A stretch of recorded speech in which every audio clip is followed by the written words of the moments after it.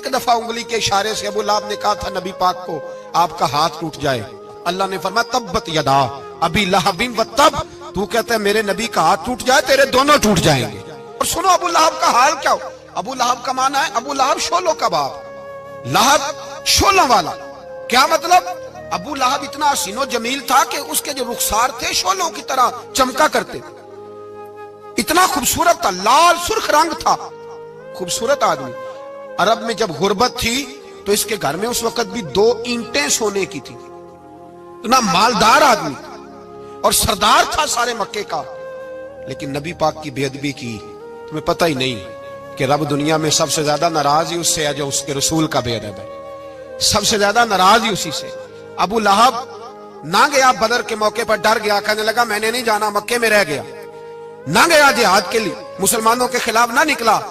لوگوں نے بڑا اس کو لان تان کیا، لیکن کہنے لگا میرے خرچے پہ 4-5 بندے لے جاؤ، میں نہیں جاؤں گا، پیچھے رہ گیا۔ لوگ کہنے لگے بچ گیا، لیکن اس کے جسم کے اندر ایسی بیماری نکلی کہ ریشے سے بھر گیا سارا وجود، ریشے۔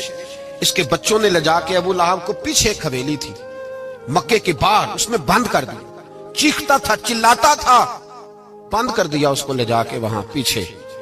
اور جب اس کو بند کر دیا کمرے میں تو چلاتا تھا، چیختا تھا، کوئی مجھے بچاؤ، کوئی پانی پلاؤ۔ دروازہ توڑ کے باہر نکلا تو چوک میں مر گیا ابو لہب، اتنی بدبو آتی تھی کہ کوئی قریب نہیں جاتا تھا۔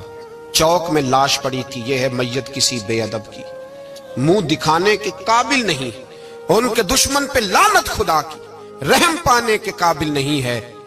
چوک میں لاش پڑی ہے، تبت یدا ابی لہب و تب، چوک میں پڑی ہوئی ہے، کوئی قریب نہیں جاتا۔ اس کے بیٹوں سے لوگ جا کے کہنے لگے تمہارا باپ تھا، شرم کرو۔ ایک ملازم کو پیسے دیے اس کے بیٹے نے، کہا گڑھا کھودو اور میرے باپ کو رسی کے ساتھ پکڑ کے اس میں پھینک دو۔ ایک گڑھا کھودا مکے کی گلی میں اور رسی کے ساتھ پکڑ کر، رسی کے ساتھ باندھ کر اس کی ٹانگ کو گھسیٹ کر اس گڑھے میں ڈال دیا، اوپر سے مٹی ڈال دی، بدبو کا وہ ڈھیر بند کر دیا۔ ابو لہب مکے کا سردار تھا، پر جانے کہاں مردود دفن ہے۔ لیکن میانی صاحب کے قبرستان میں جاؤ، میانی صاحب کے قبرستان میں وہ علم الدین جسے اپنا نام بھی نہیں لکھنا آتا تھا، ہزاروں لوگ روزانہ اس کی قبر پہ کھڑے ہوتے ہیں اور رسول اللہ کی نعتیں سناتے ہیں۔